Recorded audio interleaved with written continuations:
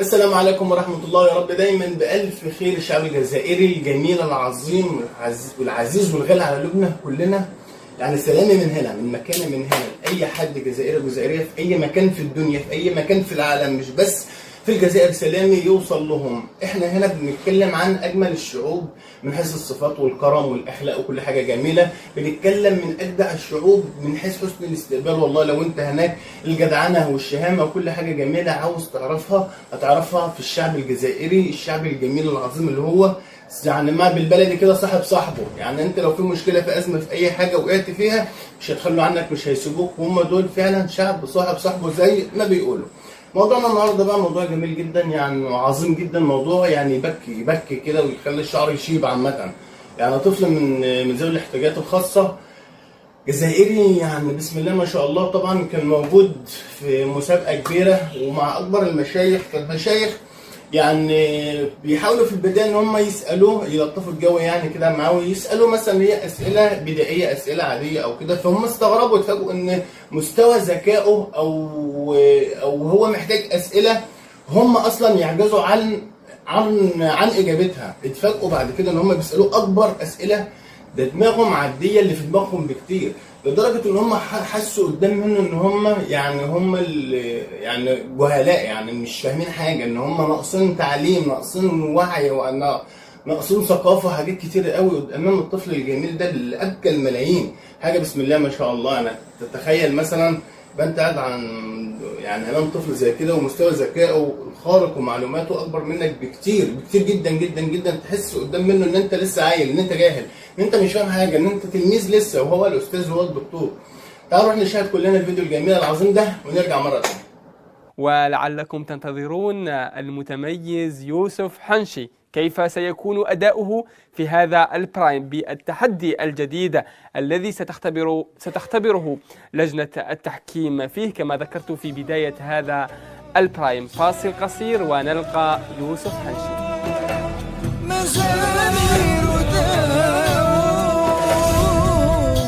إذن مشاهدي الكرام، أجدد بكم الترحيب في هذا التحدي الجديد مع البرعم يوسف حنشي الذي سيتحدى لجنة التحكيم في الصور المتشابهة المذكورة في القرآن الكريم، أدعية الأنبياء المذكورة في القرآن الكريم، أيضا يقرأ القرآن بشكل عكسي، ويختبره أيضا الدكتور كمال جدة بداية في الأجزاء ورقم الصفحة ورقم الحزب وغيرها من الإعجاز الذي يقدمه يوسف حنشي للمشاهد الكريم. إذن دكتور كمال جدة إليك الخط.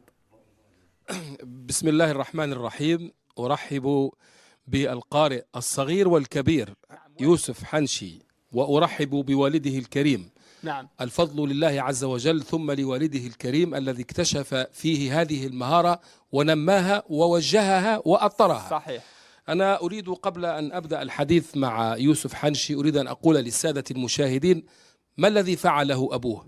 أبوه لما اكتشف أن الطفل يعاني من مرض التوحد ولم ينطق ابتداء، نقله من عالم الرسوم المتحركة إلى عالم القرآن الكريم، وجعله يعني بالساعات أمام الشاشة أمام التلفاز يسمع القرآن الكريم، قرآن يتلى بالليل والنهار. لم يتركه مع الرسوم مثل ما يفعله كثير من المتوحدين الآن. هذا الأمر الأول. يوسف حنشي دخل إلى التحضير وبدأ في قسم التحضير يقرأ للطلبة الصغار وللمعلمين الأحاديث والآيات المكتوبة على يعني في أعلى القسم، يعني في كل مرة. يوسف حنشي أبوه إلى الآن يجهل كيف تعلم الحروف. انظروا إليه، انظروا إلى هذا الصبي، إلى الآن يجهل أبوه من أين تعلم الحروف ابتداء. قال الله أعلم. لكن أباه استطاع أن ينمي فيه هذه المهارة. يوسف إن كنتم لا تعلمون أيها السادة الكرام، فضلا عن كونه يحفظ القرآن الكريم حفظا جيدا، الآيات، الأرقام، الأحزاب، الأجزاء، الصفحات، متقن لجهاز الكمبيوتر. يقول أبوه إذا وضع يده على الكمبيوتر وطلبت منه أن يقرأ أو أن يكتب يسرع بحيث لا تكاد ترى أصابعه الصغيرة وأنامله وهي تضرب على الكمبيوتر. نعم، وأنا أتواصل دائما معها سيدي الشيخ في الفيسبوك، يعني دائما يرسلني ويكتب لي بطريقة ولعله عجيبة. أسرع منك، أليس كذلك؟ أسرع مني أكيد. الحمد لله، شهادة حق. طيب الآن سنبدأ مع يوسف. يوسف، أنا أريد أن أسألك آيات، في بعض الآيات والجمهور يطالب أن يرى أصبع السائل وهي توضع على الآية ورقمها ورقم الصفحة. مستعد يا يوسف؟ مستعد؟ نعم. طيب بسم الله. يقول المولى عز وجل بعد أعوذ بالله من الشيطان الرجيم، بسم الله الرحمن الرحيم: إن في ذلك لآية لمن خاف عذاب الآخرة. أكمل. إن في ذلك لآية لمن خاف عذاب الآخرة. أكمل ذلك الآية. يوم مجموع له الناس وذلك يوم مشهود زيد. وما نؤخره إلا لأجل معدود. زيد. يوم يأتي لا تكلم نفس إلا بإذنه. بسم الله ما شاء الله تبارك الله. ربنا يحميك يا ابني ويحفظك انت وكل اللي زيك. حاجه جميله وعظيمه جدا بجد، نموذج يدعو للفخر والعظمه. يعني طول عمر الجزائر على فكره مليانه ومليئه بالنماذج المشرفه اللي زي دي. طول عمر الجزائر مليانه بالنماذج العظيمه اللي زي دي. هم دول فخر العروبه، دول فخر كل حاجه. يعني حاجه بسم الله ما شاء الله تبارك الله. ربنا يحميه ويحفظه يا رب هو وكل اللي زيه. والجزائر طول عمرها معروف عنها ان هي يا جماعه يعني مليانه وبتصدر لنا الأهم وأعظم المشايخ والأصوات الذهبية في تلاوة القرآن الكريم. بتصدر لنا أهم وأعظم الأئمة والفقهاء والمثقفين والمفكرين والمبدعين. الجزائر منجم وبحر كبير جدا جدا جدا، محتاجين عمرين على عمرين على عمرين عشان نوفي حق النماذج المشرفة اللي زي دول حقهم لما نطلع نتكلم عليهم، وبرضه مش هنقدر. احنا شفنا كلنا طفل جميل يعني أبكانا حاجة بسم الله ما شاء الله. تعالوا نروح نكمل ونرجع مرة تانية. فمنهم الشقي والسعيد. حسبك، أسأل الله أن يجعلك من السعداء. وش السورة؟ وش من سورة هذه؟ هود. ها؟ الآية سورة هود. الآية 103. لا 105. أيوة. ثم صحيح، الآية 103 ثم 104. الآن توقفنا في 105. ما شاء الله. ما شاء الله. طيب والله ما شاء الله. ما شاء الله. شوف يا يوسف، الآن شوف الآية التي بعدها. يقول الله عز وجل لنبيه الكريم: فاستقم كما أمرت ومن تاب معك. أكمل الآية. فاستقم كما أمرت ومن تاب معك ولا تطغوا إنه بما تعملون بصير. حسبك. هذه الآية رقم كم؟ 112. الله أكبر. ما شاء الله. انظروا 112. وش طيب السورة؟ لا انتظر. هود. سورة هود. كم رقم الصفحة؟ رقم الصفحة يا يوسف. 234. الله أكبر. ما شاء الله. 234. الله أكبر الله أكبر. شوف يا يوسف، الآن سأسألك سؤالا ونشوف الآن. سأنزل إلى الأسفل. إذن طيب اقرأ. شوف: أعوذ بالله من الشيطان الرجيم، بسم الله الرحمن الرحيم: فاصبر إن وعد الله حق واستغفر لذنبك وسبح بحمد ربك بالعشي والإبكار. أنا ما استطعت إن أن وعد أكمل. الله حق واستغفر لذنبك وسبح بحمد ربك بالعشي والإبكار. حسبك. هذه الآية رقم كم؟ رقم الآية 55. الله أكبر. ما شاء الله. خلوه يفكر يا 55. جماعة. الله أكبر. لا إله إلا الله. والله إنها 55. طيب يا سيدي. طيب ماذا قال كمال جدة؟ ماذا قال؟ والله إنها 55.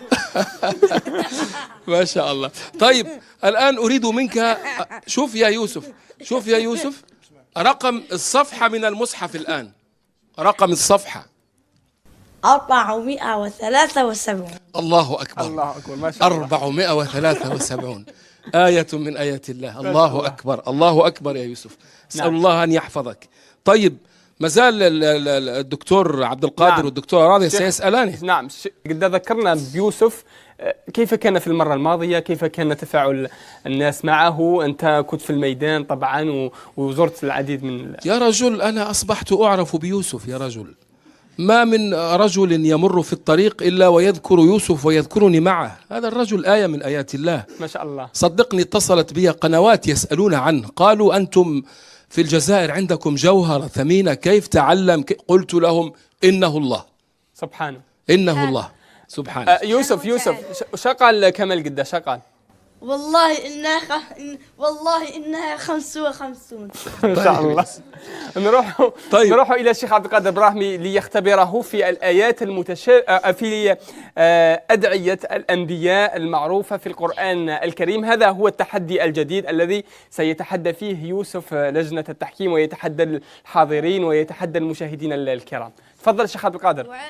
يوسف، سأسألك سؤالا عن دعاء الأنبياء. هكذا أنت سميت على اسم نبي من أنبياء الله يوسف. أخبرني ماذا دعا يوسف ربه؟ سيدنا يوسف بماذا دعا الله؟ ربي قد آتيتني من الملك وعلمتني من تأويل الأحاديث. آمين، ما شاء الله. فاطر السماوات والأرض أنت ولي في الدنيا والآخرة. قول آمين. توفني مسلما وألحقني بالصالحين. ما شاء الله. ما شاء الله، ما شاء الله. هذا الموضع الأول. أعطني موضعا آخر دعا فيه يوسف، ماذا قال؟ قال رب السجن أحب إلي جيد، ما شاء جيد، الله ما شاء عليك. الله. هما موضعان لا ثالث لهما في القرآن من دعوة سيدنا يوسف، دعوتان وقد أحسن يوسف بأن أجاب عليهما كلاهما. أسألك عن دعوة سيدنا أيوب. سيدنا أيوب ماذا دعا الضر ربه؟ وأنت أرحم الراحمين. الله أكبر، أني ما شاء مسني الشيطان بنصب وعذاب. ما شاء الله. وهما موضعان أيضا وقد أجاد مباشرة في الإجابة عنهما. نعم. فانظروا إلى هذه الآية من آيات الله عز وجل. أعجزنا في المرة الماضية والآن يعجزنا أيضا، ويعجز الأصحاء ويعجز الصغار والكبار لحفظه ولإتقانه يعني هذا الشيء الذي لا يسمى إلا بالإعجاز. نضيف له دعاء ثالث. نضيف له دعاء. يلا اقرأ لنا أدعية أو دعاء نبي الله شعيب. شعيب دعا الله عز وجل مرة واحدة. دعاء شعيب. نعم. ربنا افتح بيننا وبين قومنا بالحق وأنت خير الفاتحين. ما شاء الله، ما شاء الله عليك، ما شاء الله. نعم. الأعراف. الأعراف جيد جدا، ما شاء الله. 89. 89 ما ما شاء شاء الله، يعني برقم الآية والصفحة أكيد. نعم. نختم بدعاء سيدنا إبراهيم. بسم الله ما شاء الله تبارك الله. ربنا يحميك ويحفظك يا ابني، انت وكل اللي زيك. حاجه في منتهى الجمال والله. الواحد يعني يحس ان شعر جسمه كده اللي هو بيقشعر وهو بيسمع، والمشايخ هم مبسوطين وفرحانين بالحوار معاه والحديث معاه، ومن اجاباته ومن عقله ومن فكره. حاجه جميله والله. ده احنا اللي اصحاب اعاقه، مش هو خالص. لما يبقى حد يعني بسم الله ما شاء الله ربنا مديله وصارف له من وسع بالطريقه دي، لا ده احنا اللي فينا حاجه مش هو. يعني بسم الله ما شاء الله ربنا يحميه ويحفظه ويزيده يا رب كمان من علمه. انا قلت الجزائر بلد جميله وعظيمه ومليئه والله بالنماذج اللي زي دول، النماذج المشرفه اللي زي دي. ناس فعلا يعني حاجه جميله فعلا اللي هي بتدعو فعلا للفخر والعظمه. هم دول فعلا فخر العرب. النماذج الجميله اللي زي دي، النماذج المشرفه اللي زي دي، هم دول فعلا فخر العرب في كل مكان في الدنيا. يعني حاجه بسم الله ما شاء الله. طول عمر الجزائر ولاده، طول عمر الجزائر بحر ومنجم كبير ومصنع كبير هيفضل على مدار السنين ومدار الازمان هيصدر لنا النماذج الجميله المشرفه اللي زي دي. هيصدر لنا اهم واعظم الاصوات في تلاوه القران الكريم. هيصدر لنا دايما اهم واعظم الحناجر. هيصدر لنا دايما اهم واعظم الائمه والمشايخ، أما أعظم الفقهاء والمفكرين والمبدعين والمثقفين. بلد جميلة وبلد غنية بولادها، غنية بولادها المشرفين اللي هم زي النماذج الجميلة، زي الطفل الجميل اللي احنا شفناه ده. حاجة بسم الله ما شاء الله يخلي الواحد يعني هو بيسمع بالقلب، بيسمع بإحساسه، يخليك تعيط أصلا مكان، يخليك تتحسر على حالك.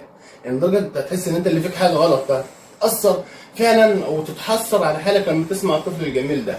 في النهايه انا استمتعت جدا معاكم، يا رب انتوا كمان تكونوا اتبسطتوا واستمتعتوا. وبكره بقى حلقتنا جامده جدا وضرب نار ما فيهاش هزار، وما تروحوش بعيد والله، والشير علشان يوصلكم كل جديد. وفي الختام لكم مني دايما احلى سلام.